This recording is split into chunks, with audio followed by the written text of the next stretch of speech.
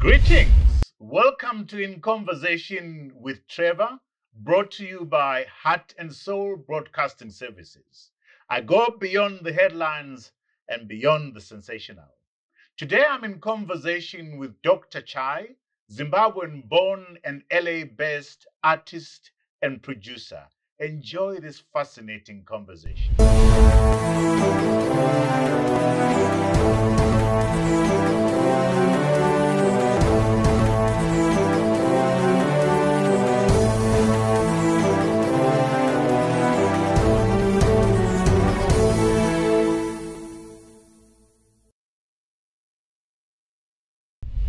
Dr. Chaii, welcome to In Conversation with Trevor. Hey, thank you, sir. Thank you for having me. I'm happy to be here. Tell me, how long have you been away from Zimbabwe? Too long. You start- Every day feels like a day too long, but I left I think I finished my high school in 2009 at St. George's.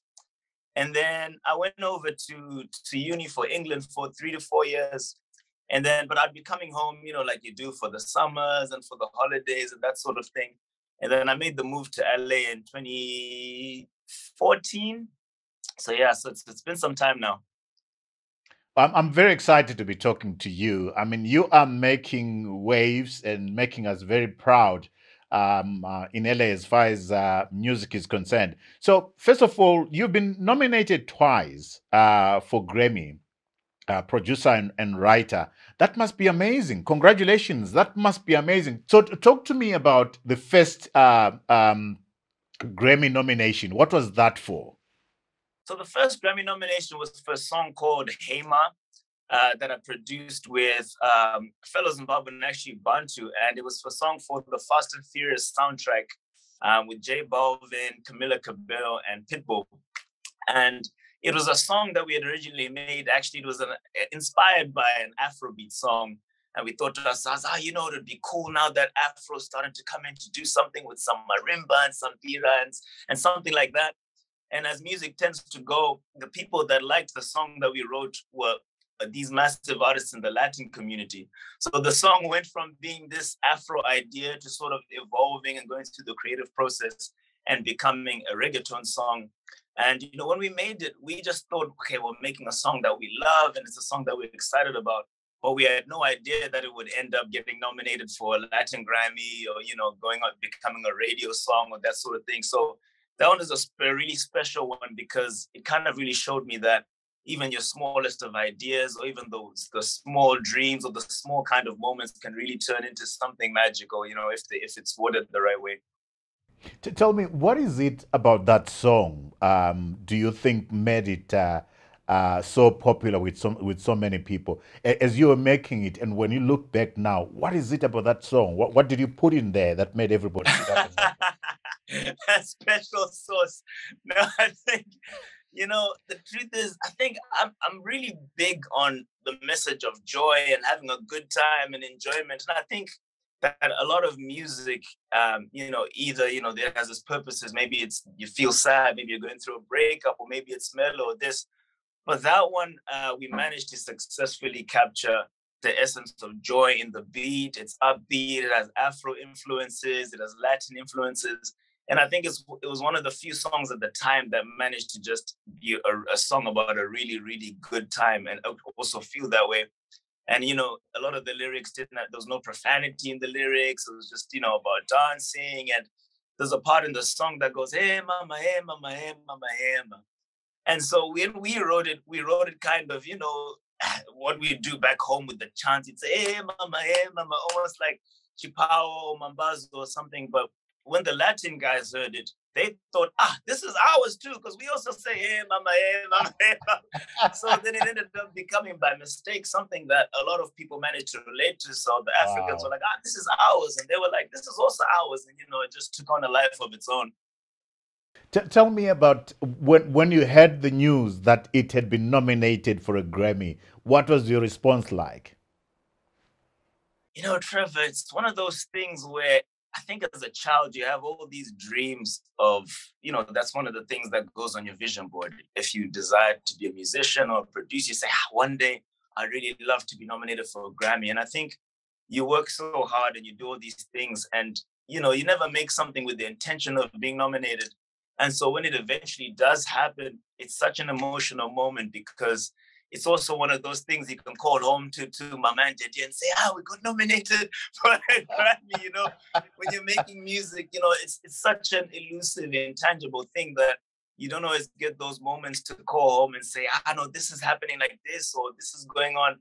It's very, you know, it's very intangible. And so when you get nominated for a Grammy, it's so emotional, because it feels like an award, not just for you, but it's for the parents that supported you, especially my parents, who have always been incredibly supportive. And so it feels like a massive milestone. And, you know, it definitely, it's emotional and you're excited, but it does give you a sense of, you know, you're here to achieve something greater. And, you know, you have an opportunity, and a special opportunity, to push culture forward and to be a representative. And so it's something that's exciting, but it's also something that I don't take very lightly. And so it was a very emotional experience for me, and, you know, very, very blessed to be able to have that. I'm blessed to be talking to you. I mean, a young man who's done a song that is featured, that is excited Pitbull. I mean, am I blessed or what? And of course, we're so Blessings. proud. We're so proud of you. Thank Then the you. second Grammy nomination. Talk to me about that, Dr. Chaii. The second one was for a song called Familiar.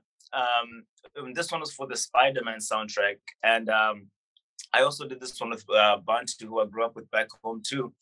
And this one is interesting because, again, it was a song that ended up having a massive Latin artist on it. And I just said, I don't know what it is about Africans and Latinos. Maybe we get along. Maybe we like the same things. We just can't escape these guys. But that one is a really special one because it was for the Spider-Man movie. But the Spider-Man movie that it ended up in was the new animation Spider-Man.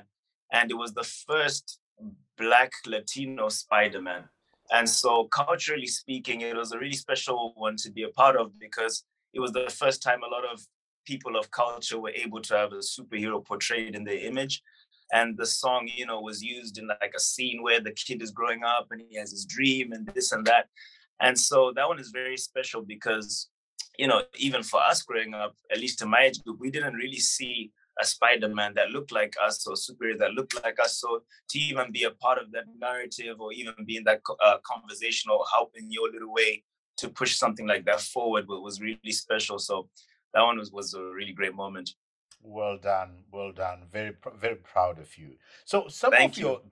some of your credits, Dr. Chaii, include, you know, Jason Derulo. I mean, I love Jason Derulo. You Trumpets, do. trumpets. Chris Hey. Brown. My favorite from Chris Brown is "Back to Sleep."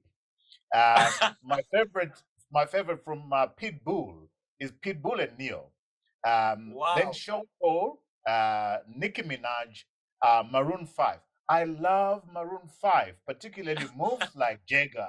talk to me Hey. about talk to me about all those guys, and what it means like to be working with them, Dr. Chaii.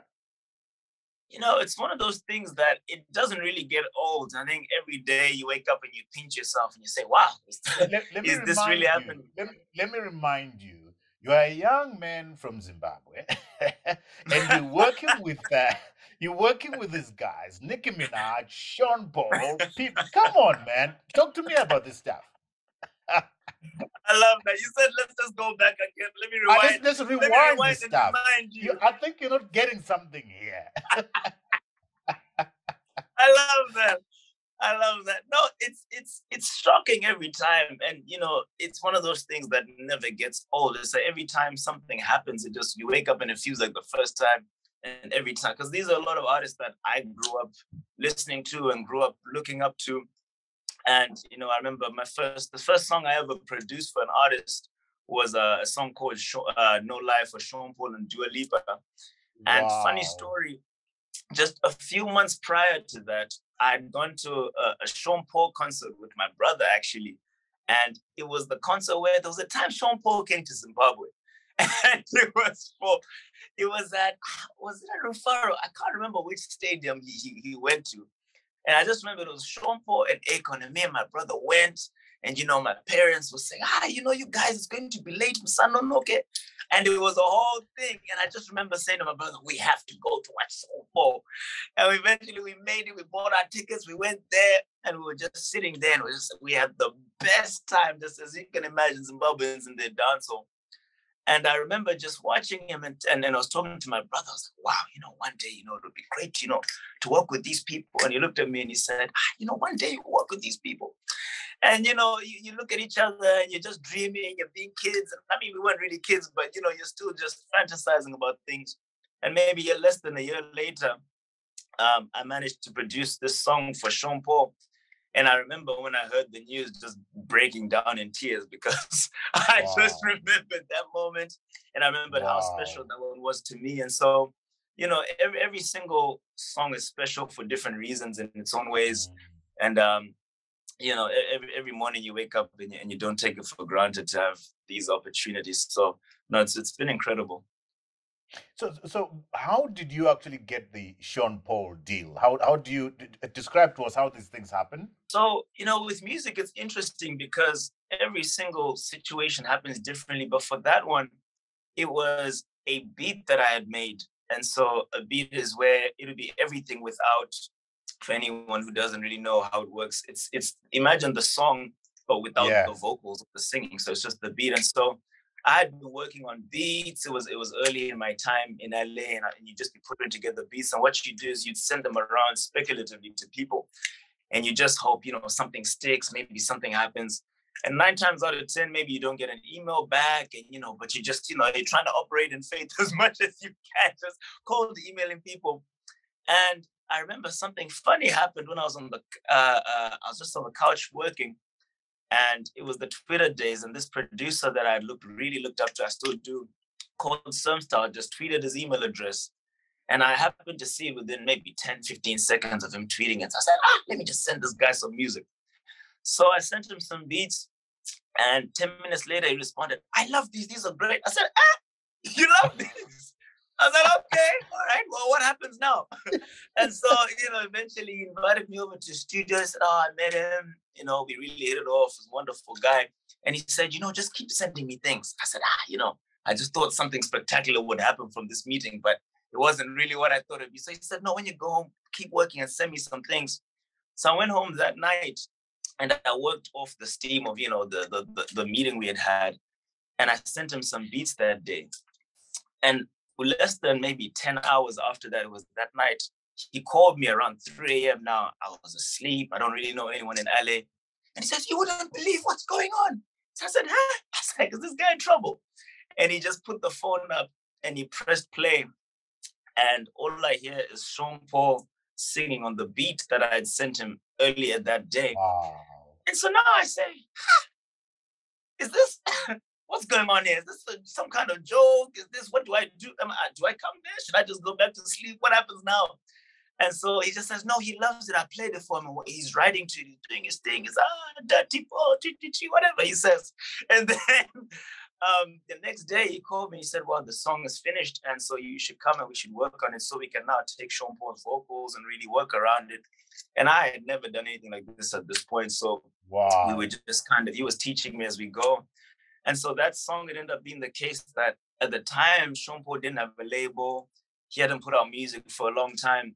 But something really miraculous happened when he called and he said, you guys, I love this song so much. And I want it to be my first single as my comeback. And even though I don't have a label, I love it so much that I want to buy it and pay for it out of pocket, just so that we can move forward somehow. And so in a few short weeks, he puts out the song. And they say, we want to get this girl called Dua Lipa to sing the song. And at the time, we said, who's Dua Lipa? Who's this girl he keeps talking about? And so flash forward, the song comes out. We're all kind of excited, but don't have any expectations. And it just blows all our minds what happens. It goes UK top 10. It's doing incredible on the radio. It becomes Dua Lipa's also one of her breakout songs. And really becomes the song that sort of changed my life and allowed me to become a professional musician, so to speak. So that one was the mystery of Twitter. But it's Dr. Chaii, it's the mystery of Twitter, but it's a mystery of it's the product of your perseverance, Thank you. product of your being adventurous and hardworking, because it couldn't have happened if you didn't have the beats, if you didn't have the tenacity and the hard work that you put in it to make the beats as attractive as they were. Thank you. Yeah, it's an interesting thing with music because you're sort of working in reverse. You know, you have these things in mind and you hope these things will happen, and you have to create with the belief that these things will turn into something. And so every time they do, it sort of spurs you on. So, you know, every time you wake up and maybe you write a song or you make a beat, you have no idea if that song will change somebody's life, if that song will not do anything, if that Yeah. song will never get heard. And but every day you wake up and you write and you create and you just show up and you keep doing the work. So anytime those things connect and those things happen, it's definitely an incredible feeling.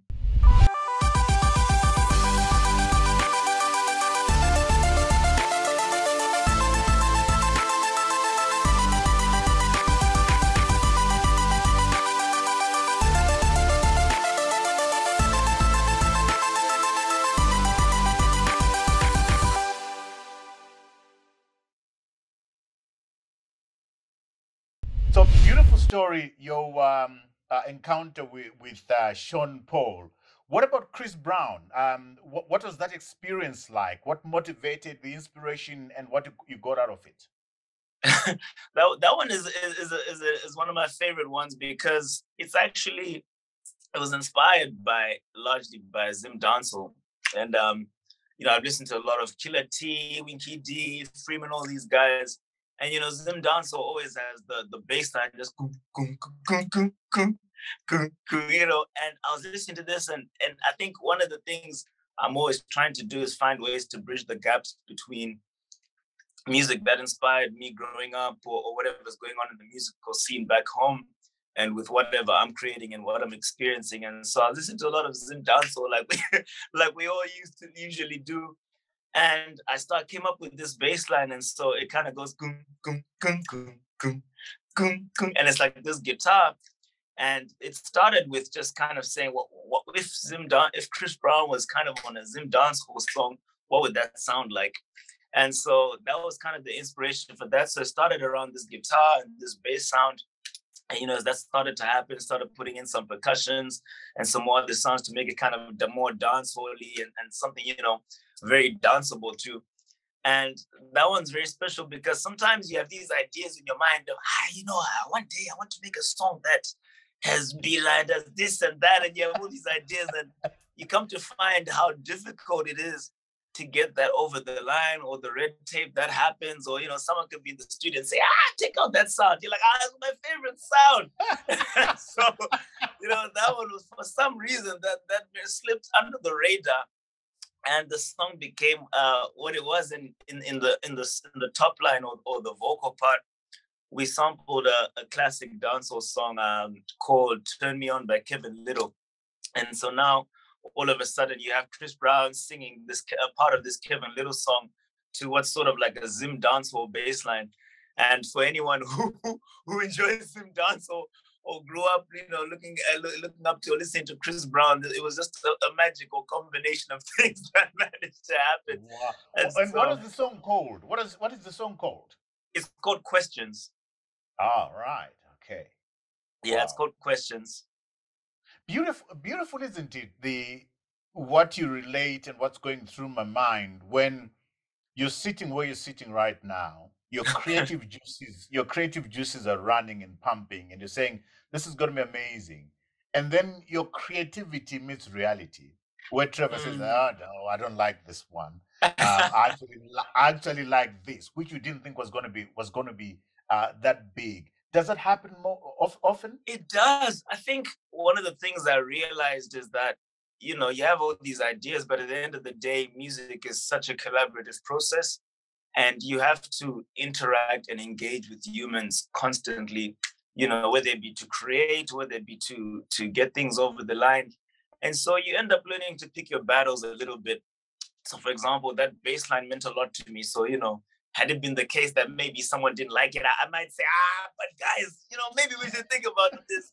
But then it happens sometimes, someone else might, you might be in a room writing together or collaborating, and someone might have a suggestion that it might not necessarily be what you would wake up and think of, but for the greater purpose of us all writing a song that we, want to reach a certain place or to fit, that might not be the thing you want to veto that day, or that might not be the thing you want, so it does happen. But I think with the more time that goes by, the more experience you have, your tastes also begin to align with the tastes of a lot of these people and the tastes of popular music. So it definitely tends to happen less, but every now and then you get some friction that you're not prepared for. It's very humbling. It's humbling, and you're comfortable to compromise because there's still bits of you left in the beat, isn't it? Exactly. Yeah. At the end of the day, I think, it's a bit like cooking, isn't it? And, maybe you come with your spice over here and someone else comes and says, no, I think we should cook it at 350 degrees. And maybe you usually cook it at 400. But, at the end of the day, when someone eats it, they're not eating it thinking, what temperature was this cooked at, And so from a production point of view and a creation point of view, you tend to be very micro in the things that you look at. And you forget sometimes that at the end of the day, it's real people who listen and interface to this music, and they're not thinking about some of the things that maybe you're caught up about in the studio.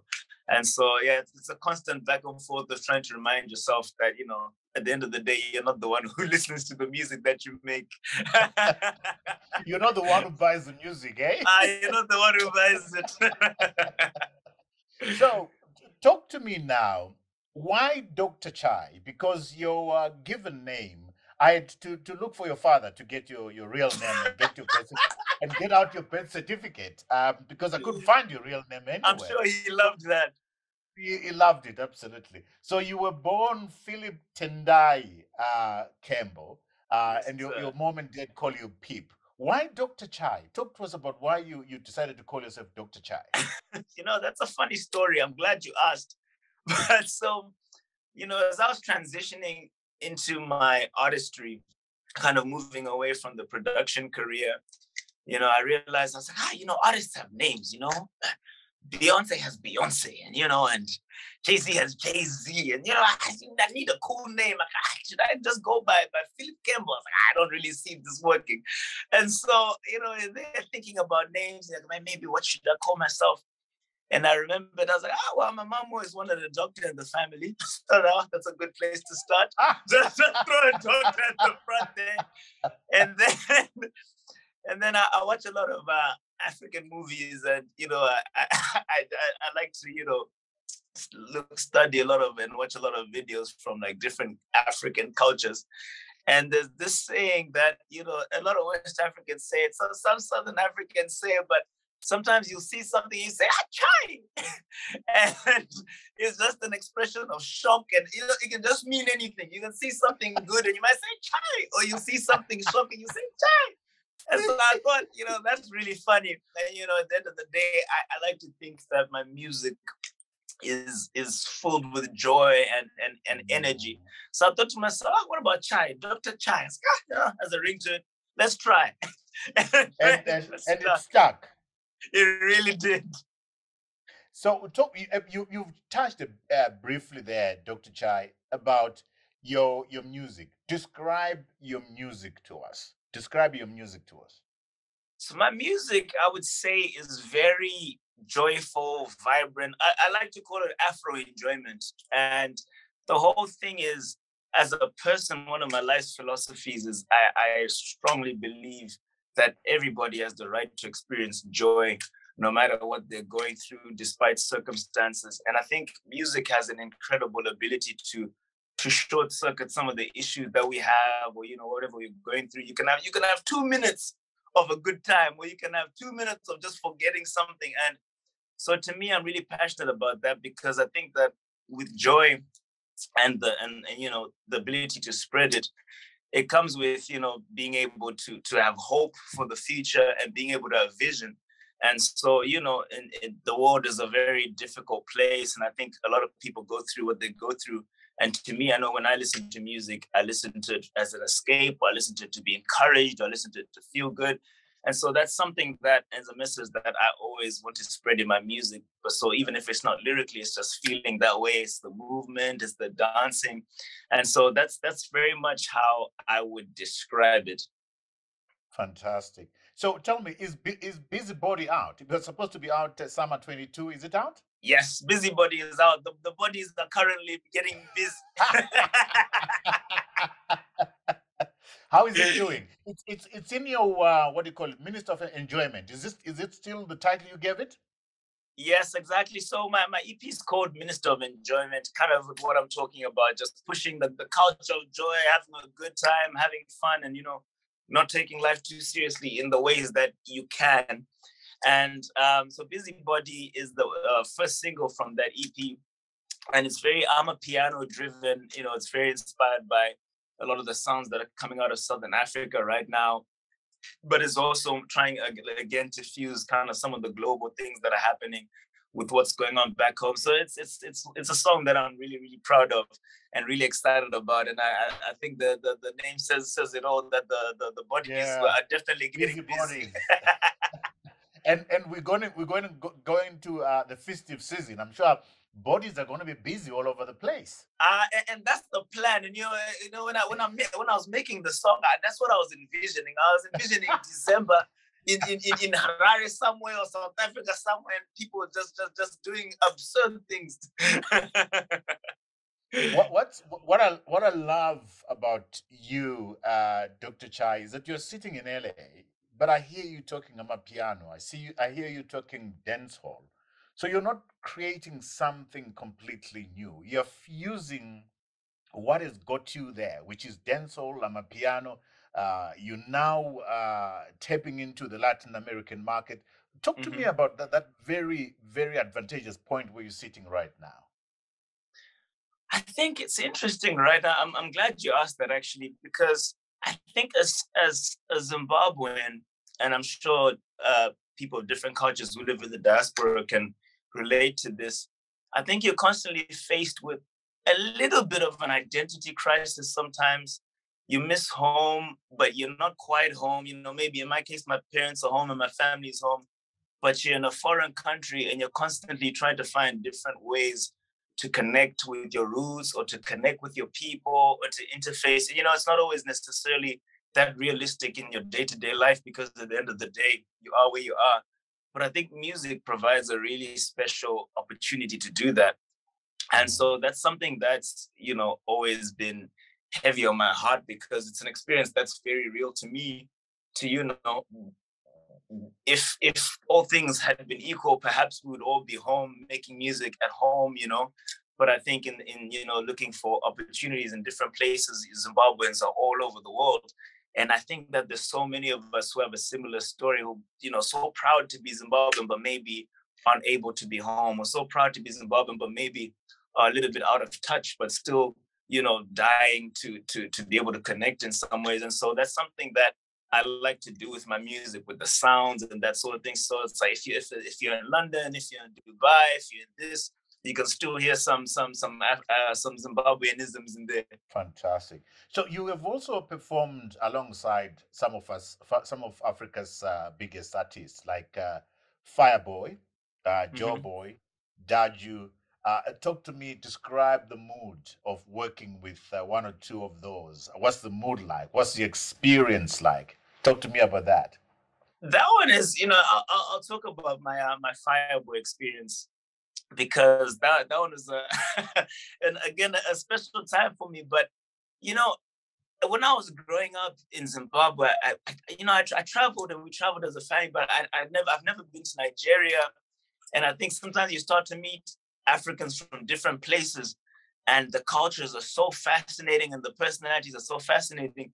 And so when I met with Fireboy, I just remember thinking, wow, you are hilarious and such an incredible person. I was like, are all you Nigerians like this? What's fun? I was like, maybe I need to go and try to Lagos, just see what you're cracking me up as you're talking like this. I said, I don't know what I was expecting, but you're really funny.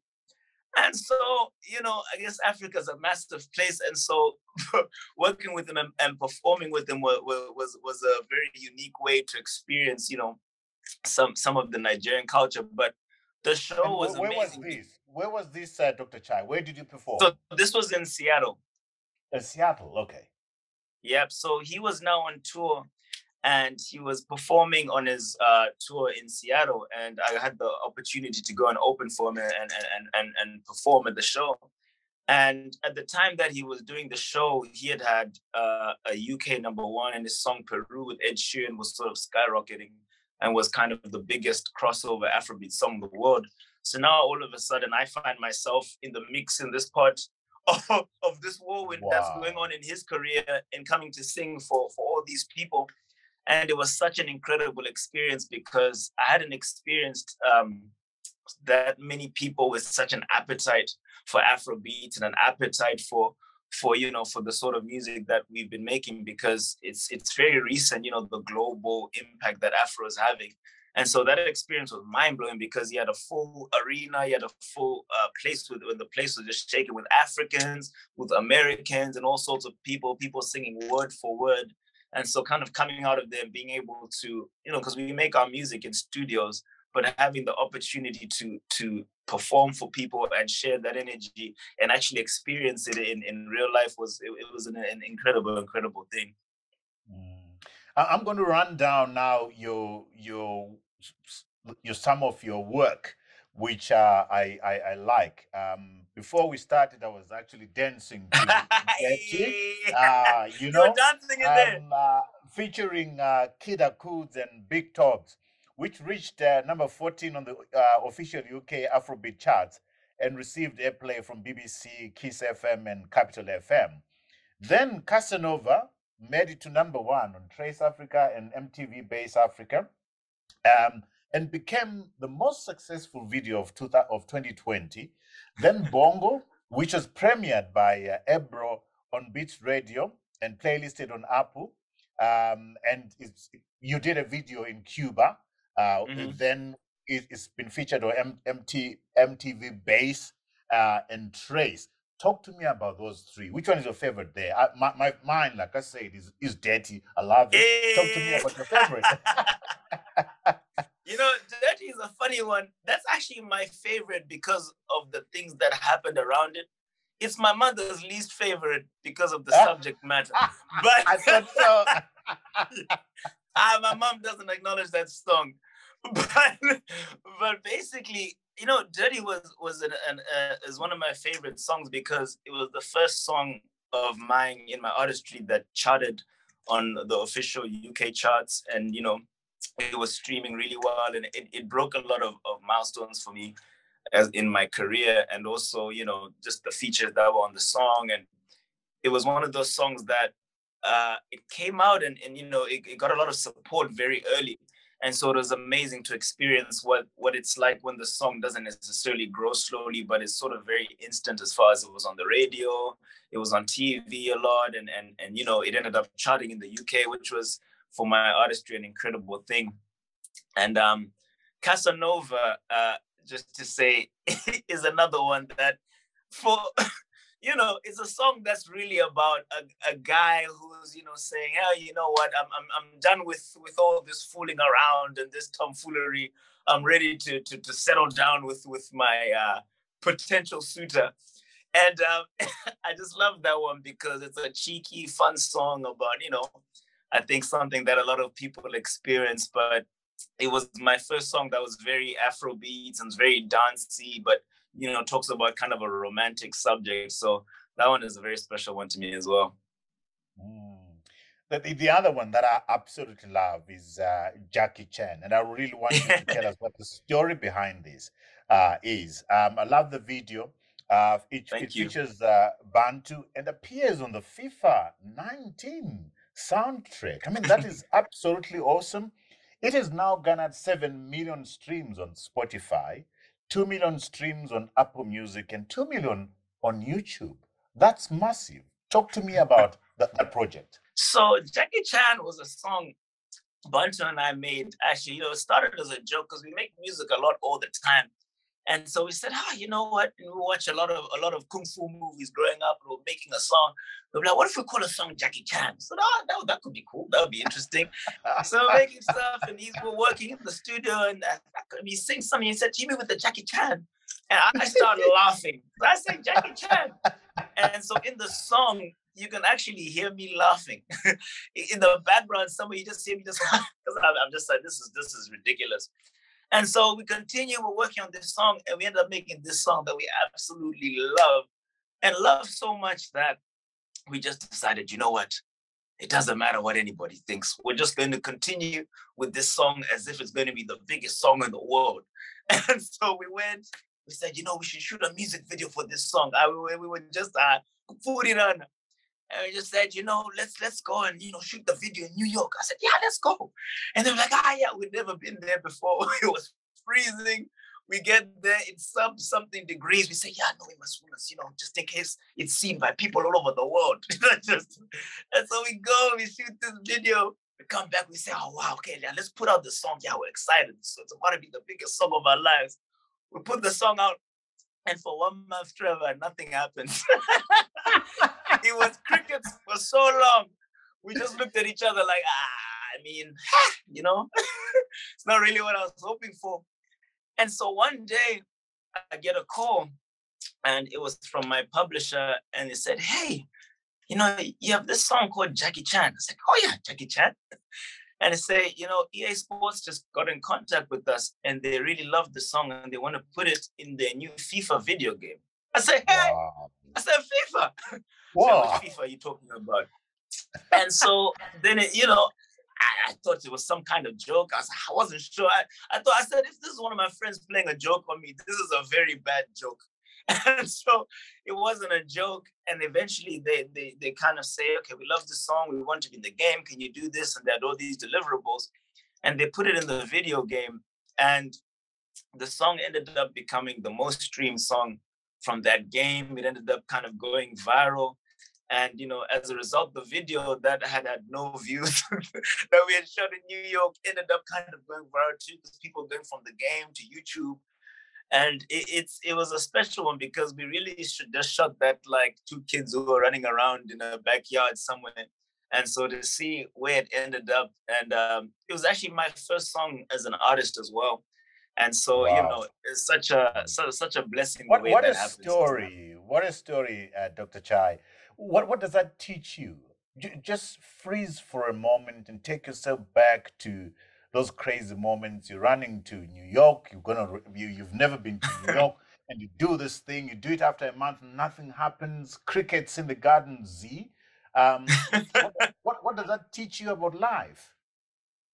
It's funny. I get emotional when I talk about some of these songs because of the question you asked. And I think one of my key takeaways is that sometimes God speaks to you, and, sometimes you have your doubts. And I think, because he speaks to everyone in their own ways, sometimes you doubt the voice. Sometimes you're not sure. Sometimes, should you really go to New York and shoot this video? And I think it's incredible to see sometimes what can happen if you can just hold on to that little bit of faith or hold on to that word. And even if, a lot of the time, especially with music, things don't really, it happens very suddenly. And so it can look like nothing for a long time, but it was such a lesson to really treasure every idea that you have, and to really nurture all the little dreams that you have and all the little seeds that you have.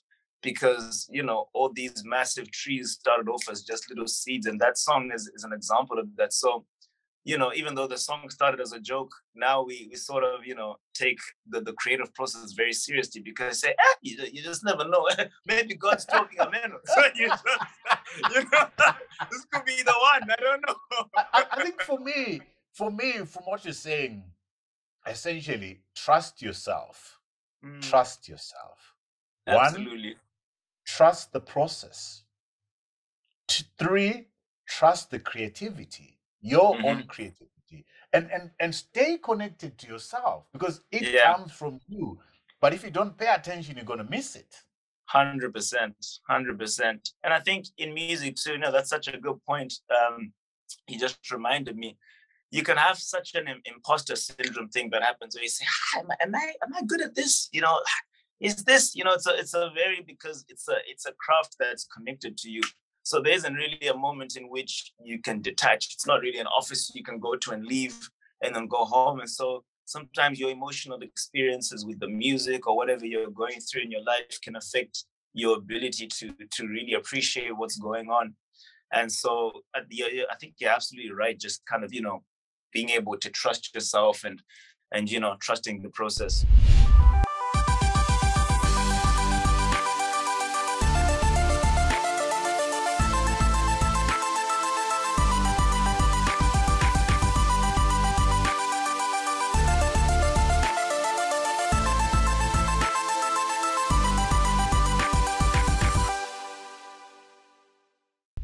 Dr. Chaii, your dad, Freeman, is a good friend of mine. Your mom, Naomi, who do you take after? I don't think your father, because your father is a boring chartered accountant. Who do you take after? He's gonna love this. You know, it's funny you should ask that. But growing up, you know, my dad would always play so much music from so many different.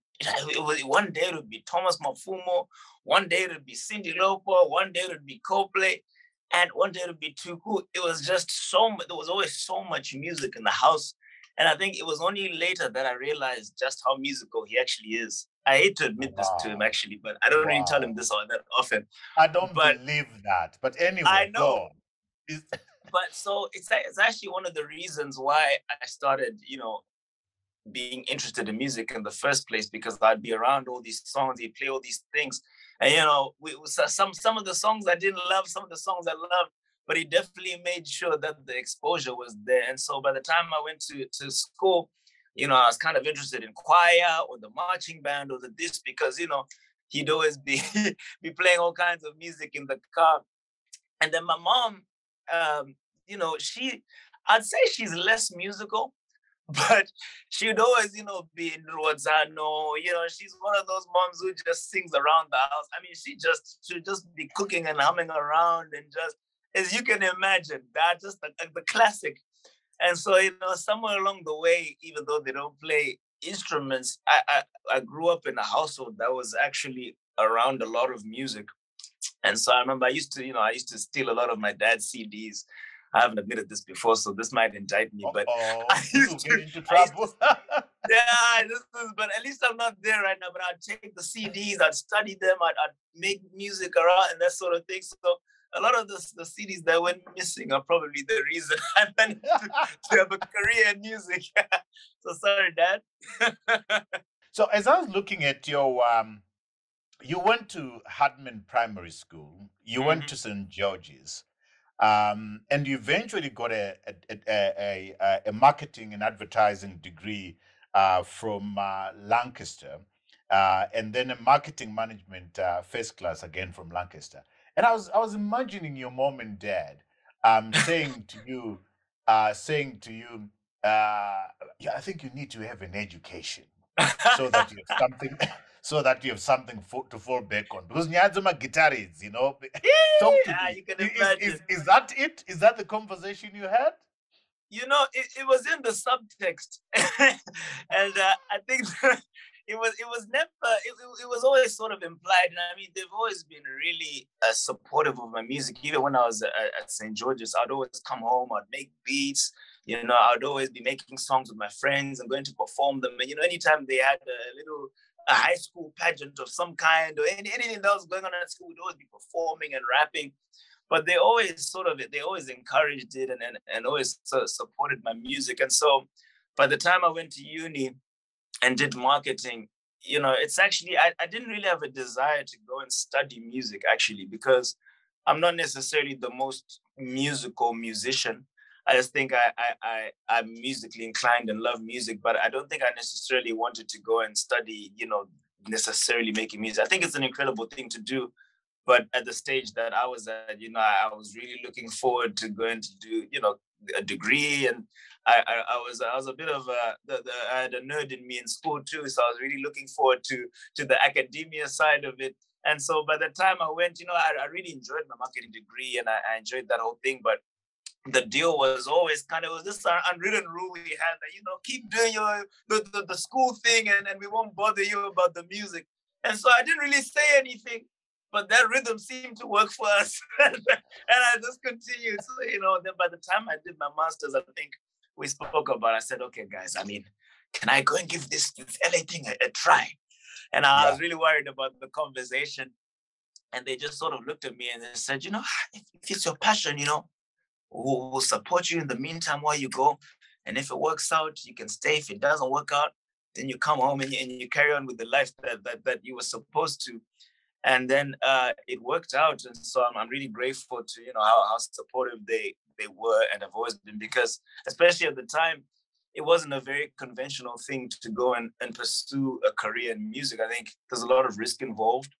And so as much as my story is a miraculous one, and a lot of people have one, I do think that there is a real concern, with, kind of just saying, okay, go off and make music, because sometimes it's very intangible and immeasurable.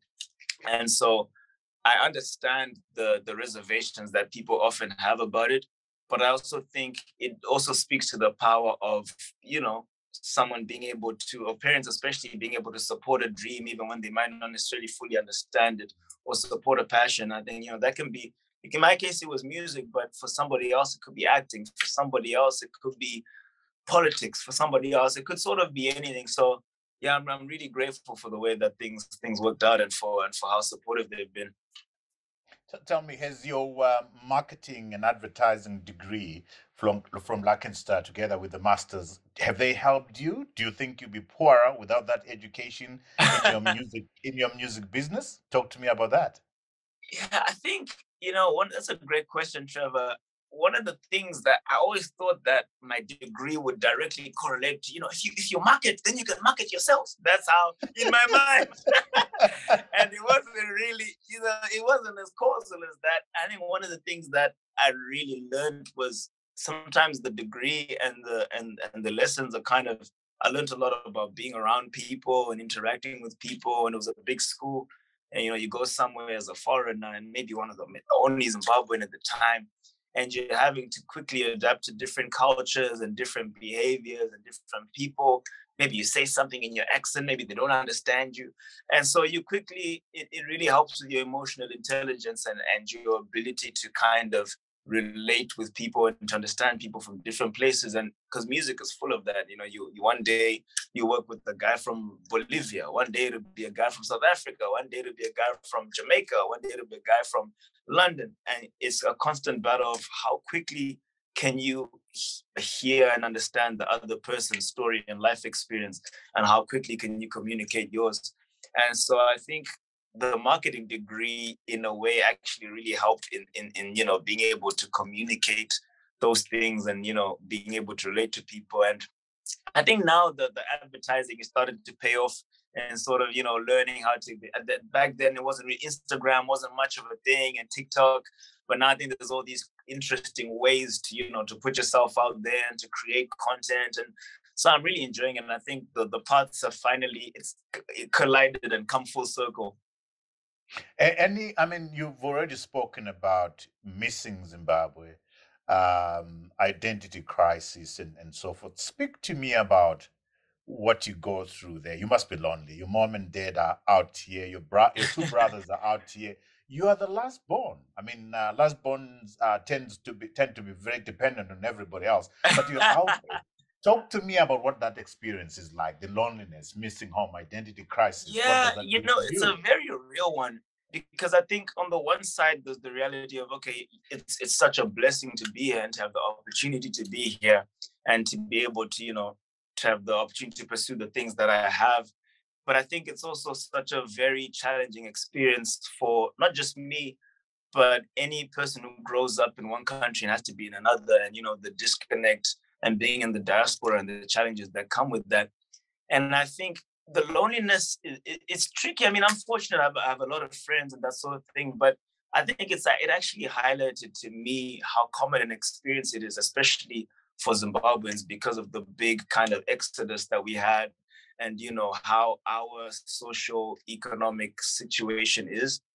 And so I think, if anything, it's highlighted to me just how many more people have this experience. And I've sort of become passionate about, how can we bridge that gap, and how, can those things kind of connect a little bit more? Because I think that there's obviously millions of people, Zimbabweans around the world, who are desperate to connect with their roots, whether it be culturally or maybe are unable to come home and that sort of thing. And so, yeah, I think music has become one of my own little ways of contributing to that. But I think that, as far as there's definitely a comfort in knowing that there are a lot of us in similar situations, and it's I think it's the double-edged sword of pursuing something, of traveling, the upsides and the downsides. Mm. What is it that would make Dr. Chaii seriously think about uprooting from LA, packing his bags, and coming to Harare forever? I think about this all the time, and I think the way the world is at the moment, especially with music, you can kind of live anywhere, and you can sort of be anywhere as you create. But I think one of the things that I've become really passionate about is actually creating with more Zimbabwean artists and creating with Zimbabwean producers. And I always get messages from young guys and like producers who are coming up, and they say, hey, I'm like 13, I'm 12, I'm still figuring out how do you do music, or hey, I'm I just started high school and I really want to figure out, how do I'm really passionate about music.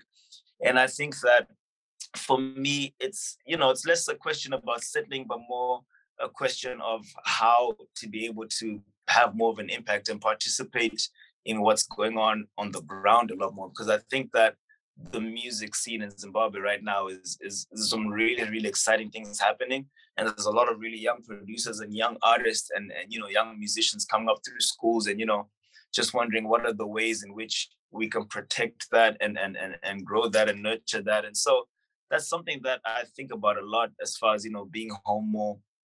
And I think every Zimbabwean's dream is to in a perfect world, to be at home, all things being equal. Mm. Well, what's the biggest collaboration that you haven't had an opportunity to get involved in, that you'd love to get involved in? An African artist whom you haven't been able to catch yet? There's a few artists that I really, really love. I think from back home, I really love Takura's music. I think he's incredible. I love the sound. I love everything that he's doing and how he's able to fuse, the language, the Shona, but it's progressive, and I love how global his music also sounds, but while appealing locally too. I love Burna Boy. I think he's one of the artists that I really enjoy his artistry, just as far as I think as far as being African and being bold and unapologetically that. I think he champions that in a way that's very exciting to me. So those are a couple. Okay. I'm going to sing and embarrass myself, and I want you to tell me if I should keep my day job or I come should to get I LA. should get a Come scorecard for you so I can be a come to judge. LA. Come to LA, and then you can produce me. And this is the song. Humpty Dumpty sat on the wall.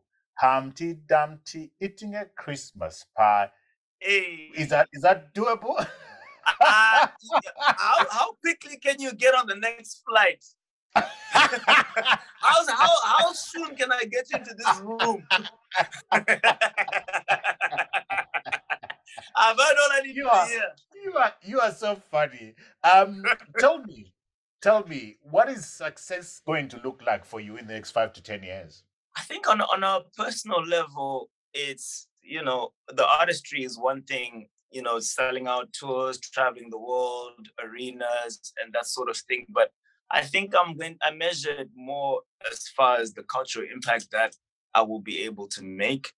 And I think that one of the things that I want to use my artistry as a vehicle for is, like I'm saying, to be able to do a lot of things that allowed me to become the artist that I am back home too. Like I really want to have some clinics going on. I really want to make sure that a lot of the music programs are being preserved, because when I look back at my high school career and my primary school career, a lot of those things are what actually allowed me to develop my skills musically. But I think those are a lot of the things that are neglected in the schooling system, and I understand why.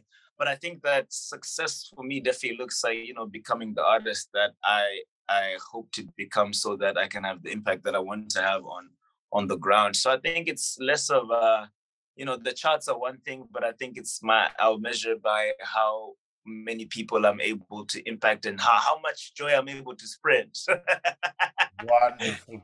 I love that, Joy. It's coming across the airwaves, you know, the internet as it were. And any shout out to St. George's and Hartman? Hey, shout out to Saints. Come on. I can't wait to go. Shout out to H. You know, I was a funny story. I was actually head boy at St. George's when I was there. And it's one of those things that we joke about with a lot of my friends from who did go to Saints.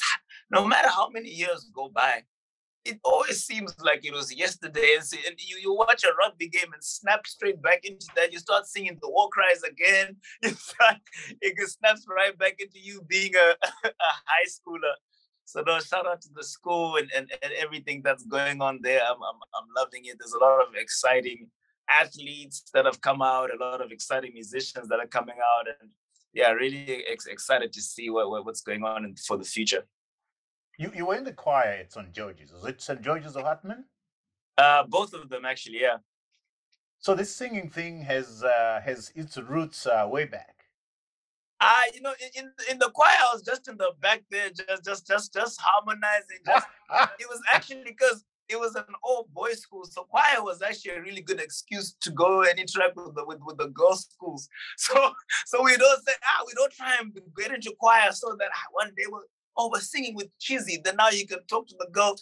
So, you know, I didn't really think that I had much of a voice, but you had to learn to sing to get outside with the choir.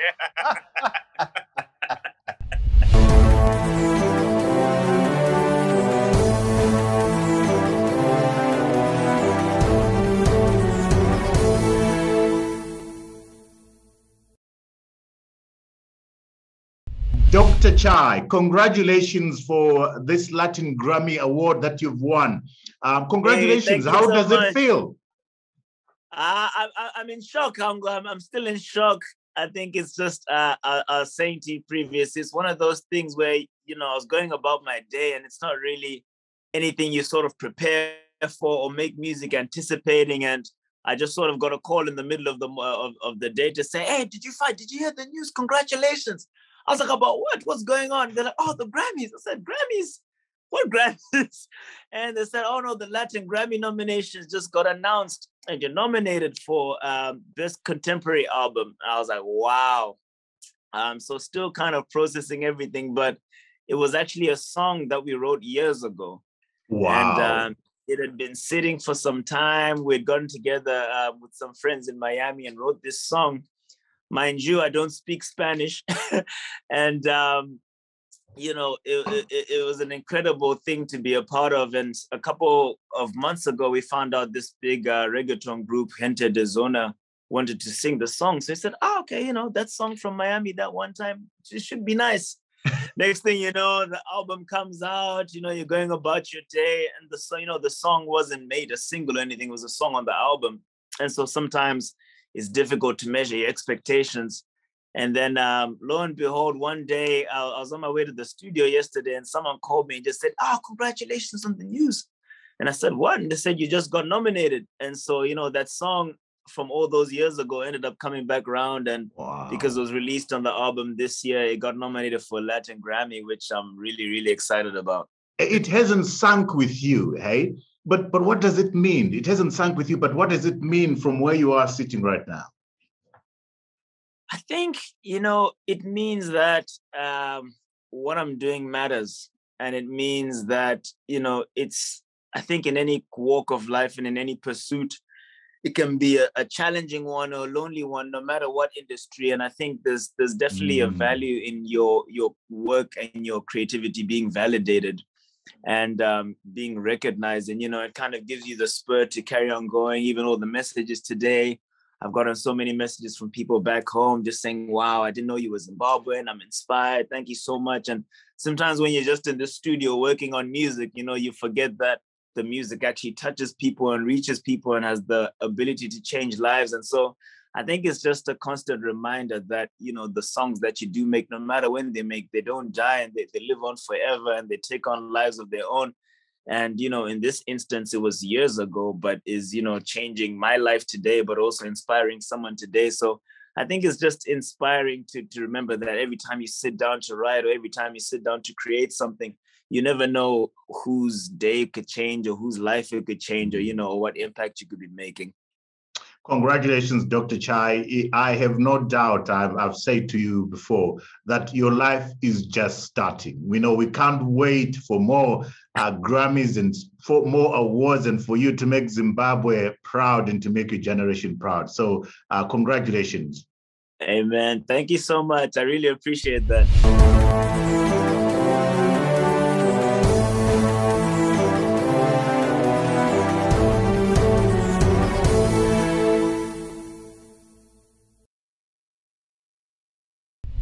Dr. Chaii, fantastic talking to you, but I'm not going to let you go before you share any books that you've read, Dr. Chaii, that you'd want to recommend to our book-loving audience all over the world.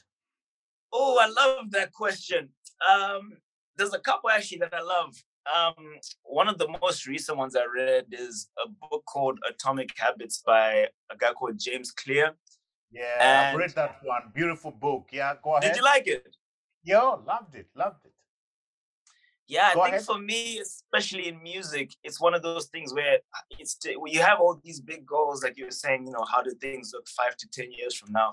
And you always have a challenge of, okay, but what does that look like on a day-to-day basis or a minute-to-minute basis? And Atomic Habits really manages to you know, break it down to say, okay, if I do want to become Grammy nominated, if I do want to become the biggest artist in the world, or the biggest anything in the world, the biggest entrepreneur, whatever it is, what are the things that I would need to do on a day-to-day basis that can be easy for me, or that can be systems? So in music, it might just be, like we're saying, showing up to the studio every day and making something, even if it's not the song you're excited about. You say, I finish a song every day, or I finish a beat every day.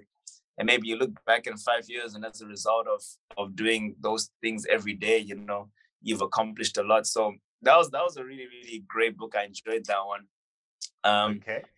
And then another one I read, there's a couple actually. There's a book called Shook One by a radio DJ called Charlemagne the God.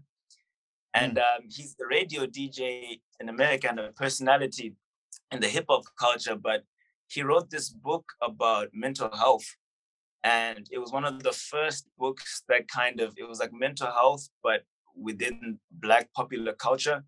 And so it was one of the first times, at least I had seen someone in that space talking about mental health, because it was a lot of things, you know, he talks about anxiety, he talks about, you know, the importance of taking care of your mind, and the ways in which to do that, and how, you know, maybe sometimes it's a subject that's frowned upon in culture or difficult to access or talk about.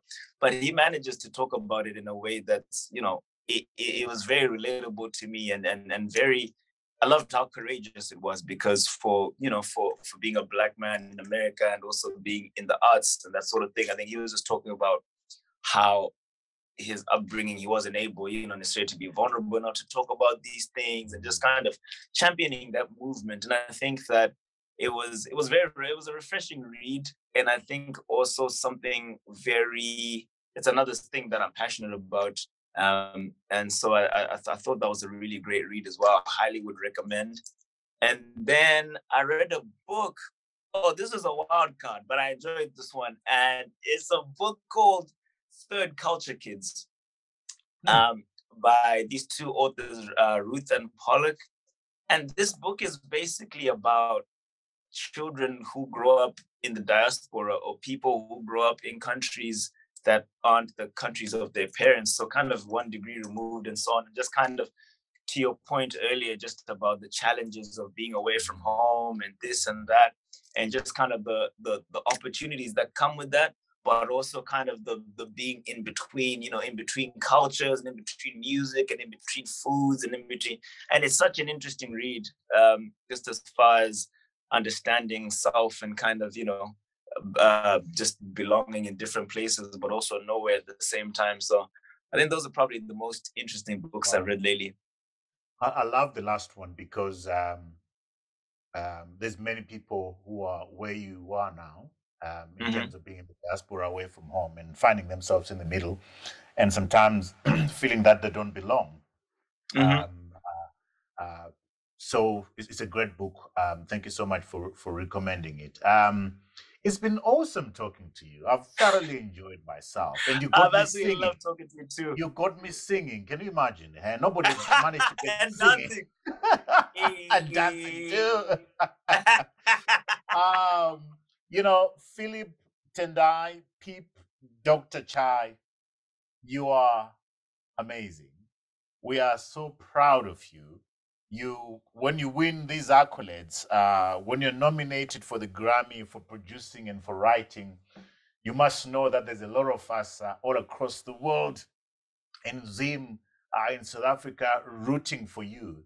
You are famous. You say to us, it is possible that we can win at home and win abroad, that we are a talented people. So I'm grateful that you found the time. I'm sure it's 2 a.m. in LA right now, and you set up to for us to connect and have this wonderful conversation. Your character is very infectious. Thank you so much, Dr. Chaii. Thank you so much.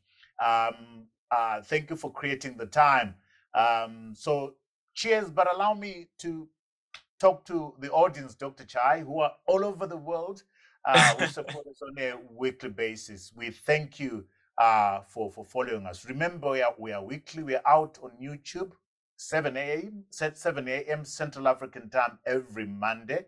To ensure that you don't miss out on any of these quality conversations, such as the one I've had with Dr. Chaii out there, please subscribe, share, and like, and visit our website, convowithtrevor.com. Until next time, cheers to you all.